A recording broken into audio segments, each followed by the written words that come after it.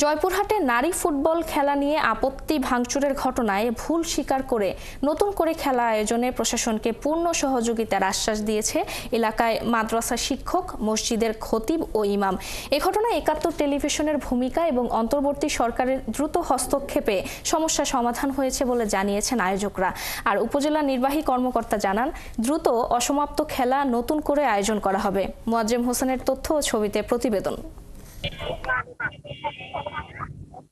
যে মাঠে মঙ্গলবার খেলা ভণ্ডুল হয়েছিল, শুক্রবার সকালে সেখানেই সমঝোতা মিটিং হয়। আক্কেলপুর উপজেলা নির্বাহী কর্মকর্তার নেতৃত্বে সমঝোতা সভায় মঙ্গলবারের ঘটনায় নিজেদের ভুল বোঝার কথা বলেন কাওমি মাদ্রাসা ও লিল্লা বোর্ডিংয়ের শিক্ষক, মসজিদের খতিব এবং মসজিদের ইমাম। তারা পরবর্তীতে জয়পুরহাট এবং রংপুর নারী দলের প্রীতি ম্যাচ আয়োজনে পূর্ণ সহযোগিতার আশ্বাস দেন।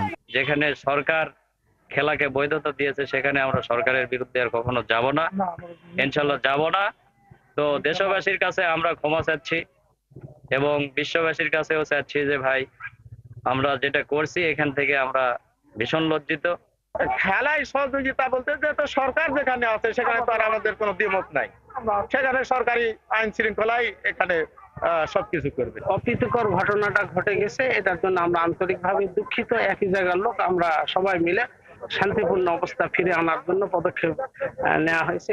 উপজেলা নির্বাহী কর্মকর্তা জানান, দ্রুত অসমাপ্ত খেলার নতুন করে আয়োজন হবে। আর আক্কেলপুর থানার ভারপ্রাপ্ত কর্মকর্তা জানান, নারীদের খেলার আবার আয়োজনের প্রস্তুতি রয়েছে। স্থানীয়ভাবে তারা সমাধান করে নিয়েছে, খেলাটা পুনরায় চালু হবে। আমরা প্রশাসনের পক্ষ থেকে আমরা সর্বোচ্চ সহযোগিতা করব।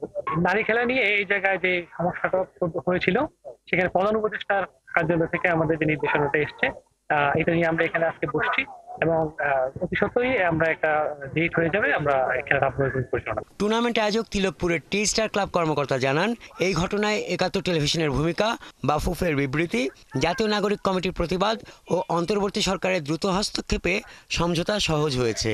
প্রধান উপদেষ্টা বলেছে যে আমাদের খেলা আবার পুনরায় চালু হবে। এই জন্য আমি ৭১ টিভি এবং প্রধান উপদেষ্টাকে ধন্যবাদ ক্লাবের পক্ষ থেকে, এবং অচিরেই আমরা এই মহিলা টুর্নামেন্ট চালু করব। এর আগে বৃহস্পতিবার জেলা প্রশাসক আফরোজা আক্তার চৌধুরী অতিরিক্ত জেলা প্রশাসক বিপুল কুমারকে আহ্বায়ক করে ৫ সদস্যের তদন্ত কমিটি গঠন করা হয়। বাকি ৪ সদস্য হলেন আক্কেলপুর উপজেলা নির্বাহী অফিসার মঞ্জুরুল আলম, থানার ভারপ্রাপ্ত কর্মকর্তা আনিসুর রহমান, জেলা ক্রীড়া অফিসার আরিফুজ্জামান ও ছাত্র প্রতিনিধি মাহফুজ আহমেদ। কমিটিকে আগামী ৩ দিনের মধ্যে প্রতিবেদন দাখিল করতে বলা হয়েছে। হাসান আহমেদ, ৭১।